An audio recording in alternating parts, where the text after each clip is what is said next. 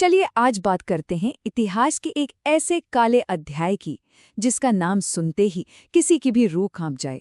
Cellular jail, जिसे दुनिया ने काला पानी के नाम से जाना। जरा सोचिए, एक ऐसी जगह, एक ऐसी जेल जहां सजा मौत से भी बदतर मानी जाती थी। ये कोई कहानी नहीं बल्कि एक हकीकत थी। एक ऐसी जगह जहां कैदियों को तोड़ने के लिए, उनकी आत्मा को कुचलने के लिए भेजा जाता था।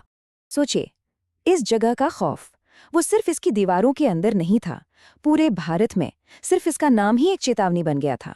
ये सिर्फ एक जेल नहीं थी, ये एक मनोवैज्ञानिक हथियार था। तो चलिए सबसे पहले ये समझते हैं कि आखिर क्यों इस जेल की सजा को फांसी से भी ज्यादा खौफनाक माना जाता था। तो सवाल उठता है, आखिर ये काला पानी था क्या? ये सिर्फ एक जेल का नाम नहीं था, नहीं, ये एक पूरी की पूरी व्यवस्था थी जिसे खास तौर पर भारतीय क्रांतिकारियों की हिम्मत को हमेशा के लिए खत्म करने के इरादे से बनाया गया था। अब जरा बात करते हैं इसकी लोकेशन की और इसके नाम के पीछे छिपे भयानक मतलब की। क्यों इसका नाम इतना डरावना था? देखिए, इसकी जड़ें जाती हैं 1857 के गदर तक। उस विद्रोह के बाद अंग्रेजों को ये समझ आ गया था कि इस आग को कुचलने के लिए कुछ बहुत ही सख्त करना होगा, और इसी सोच के साथ अंडमान निकोबार द्वीप समूह में इस जेल की नींव रखी गई। मकसद साफ था, आज़ादी के दीवानों को देश से, दुनिया से हमेशा के लिए काट देना। और ये जो नाम है ना, काला पानी, इसके दो मतलब थे और दोनों ही बड़े गहरे थे। पहला तो वो अथाह खतरनाक समंदर था जिसे पार करना नामुमकिन था, और दूसरा उस जमाने में एक सामाजिक मान्यता थी कि समंदर पार करने वाला अपनी जाति और धर्म से बाहर हो जाता है, मतलब वो इंसान समाज के लिए जीते जी मर जाता था। ये सिर्फ कहने की बात नहीं थी, यही हकीकत थी। यहाँ भेजे जाने का मतलब था अपने परिवार, अपने समाज, अपनी दुनिया से हमेशा के लिए दूर हो जाना। उम्मीद की कोई किरण ही नहीं थी। अब आते हैं जेल की बनावट पर, जो अपने आप में एक हथियार थी। इसकी हर ईंट, हर दीवार को मनोवैज्ञानिक यातना देने के लिए ही डिजाइन किया गया था। 698, ये सिर्फ एक नंबर नहीं है, ये उन अंधेरी कोठरियों की गिनती है जहां भारत के सैकड़ों देशभक्तों को अकेलेपन के एक ऐसे समंदर में धकेल दिया गया था जिसका कोई किनारा नहीं था। जरा इसके डिजाइन को समझिए। 7 विंग्स, जैसे किसी पहिए की तीलियां हों जो एक सेंट्रल टावर से निकलती थीं।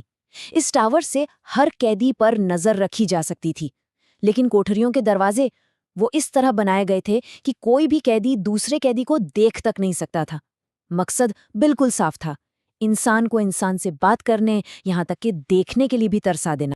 तो ये तो हुई इमारत की बात, पर उन दीवारों के अंदर जो लोग थे, उनका क्या? वो कौन थे और उनके साथ क्या होता था? वहां जो सजाएं दी जाती थी वो शरीर को तोड़ने के लिए ही थी। कैदियों से जानवरों की तरह कोढ़ू चलवाया जाता था। जरा सी गलती पर कोड़ों की बरसात होती थी और कई कई दिनों तक भूखा रखा जाता था।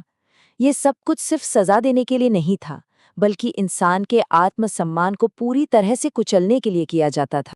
तो यहाँ ये समझना बहुत जरूरी है कि जिस्मानी तकलीफ तो थी ही, पर असली हथियार थी दिमागी यातना। सोचिए, सालों तक किसी से बात न कर पाना, अपनी पहचान खो देना और ये जानना कि यहाँ से बाहर निकलने का कोई रास्ता ही नहीं है। यही वो चीज थी जो काला पानी को सचमुच एक जीती जागती कब्र बनाती थी। और ये एक लाइन शायद पूरी कहानी का निचोड़ है। अंग्रेजों का मकसद कैदियों को जान से मारना नहीं था, उनका मकसद था उन्हें अंदर से इतना तोड़ देना कि वो आज़ादी का सपना देखना ही भूल जाएं। कौन थे वो लोग? वीर सावरकर, बटुकेश्वर दत्त जैसे बड़े बड़े नाम तो थे ही, लेकिन उनके साथ सैकड़ों गुमनाम नायक भी थे जिनके नाम शायद इतिहास के पन्नों में कहीं खो गए। ये सब कोई अपराधी नहीं थे, ये वो देशभक्त थे जिन्होंने अपने देश के लिए सब कुछ दांव पर लगा दिया था। चलिए अब इस सफर के आखिरी हिस्से में चलते हैं, देखते हैं कि कैसे ये भयानक जगह आज बलिदान और स्वतंत्रता के एक महान प्रतीक में बदल गई है। वक्त का पहिया घुमा और इस जगह का मतलब पूरी तरह से बदल गया। जो कभी ब्रिटिश राज के जुल्म का सबसे क्रूर प्रतीक था, आज वही भारत के स्वतंत्रता संग्राम में दिए गए सर्वोच्च बलिदान का स्मारक है। जहां कभी चीखें गूंजती थीं, आज वहां उन वीरों को श्रद्धांजलि दी जाती है। तो आखिर में बस एक बात सोचने वाली है, हम जो आज़ादी की सांस ले रहे हैं वो उन अनगिनत आत्माओं के बलिदान पर बनी है जिन्होंने उन अंधेरी कोठरियों में अपनी जवानी, अपने सपने और अपनी जिंदगी कुर्बान कर दी। उनकी कहानी हमें याद दिलाती कि आज़ादी कितनी कीमती है